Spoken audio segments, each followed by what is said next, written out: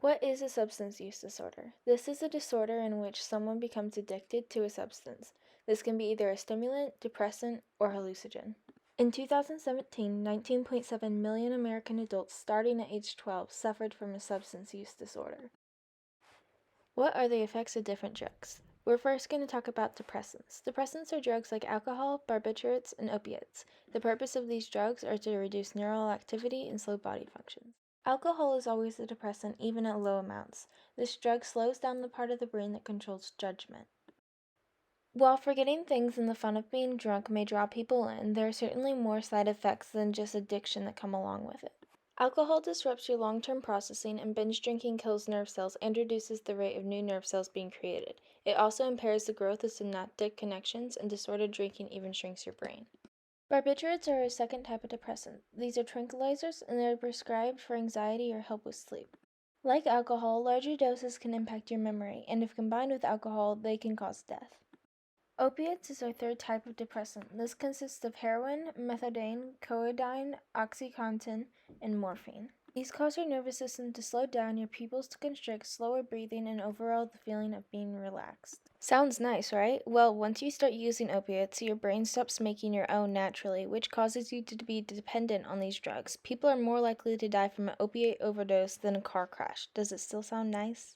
And now we're on to stimulants. These excite neural activity and speed up body functions. It increases your heartbeat, breathing, and blood sugars. It also reduces your appetite, makes your pupils dilate, and increases energy and self-confidence.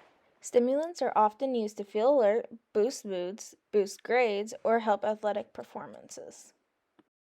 However, addictions to stimulants can cause fatigue, headaches, irritability, and depression.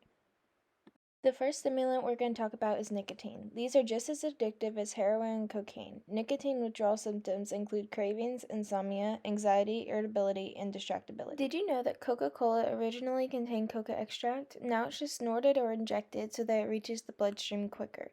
Cocaine releases feelings of happiness, but once the brain's supply of dopamine, serotonin, and norepinephrine wears off, the user experiences depression.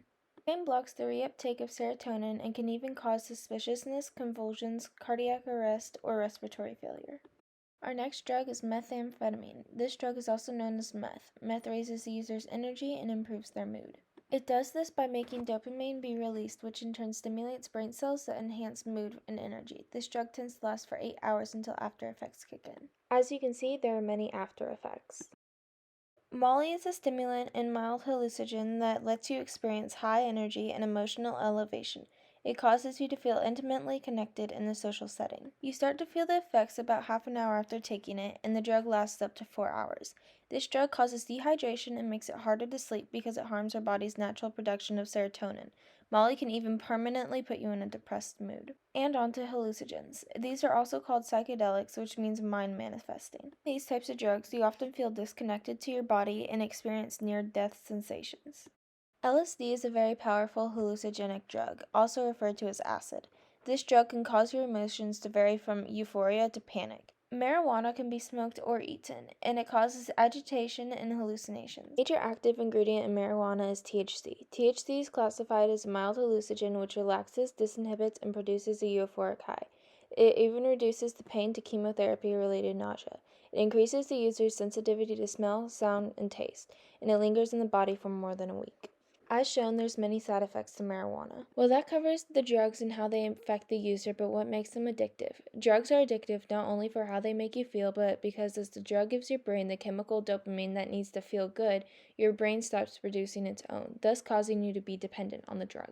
In addiction, the brain does not see drugs as a want but as a need. Physical changes happen in the user's brain, and the reward system becomes wired to prioritize drugs over anything else. The user's judgment also changes, making it harder to control the intense cravings. Genetics are responsible for over 75% of people's inclination to start smoking, and 60% of the tendency to become addicted.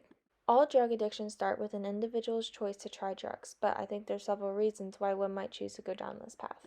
At some point, everyone will experience some kind of peer pressure from others, whether they fold or not. Some people are more susceptible to peer pressure than others. For example, Tim might seek validation from others and want his peers to like him. So, if they ask him to smoke with them, he would be more likely to say yes than someone who doesn't care what others think. Another reason is curiosity. We as humans are very curious creatures, so it wouldn't be uncommon to wonder what you would feel like under the influence of a drug. A lot of people are drawn into drugs for how they may make them feel. Drugs have the power to make you forget everything for a little while and make you feel a high some people may long for. People often seek a way out when they experience grief, stress, or even just overwhelming depression and anxiety. In conclusion, substance use disorder is not something to mess around with. It is very dangerous and difficult to go through.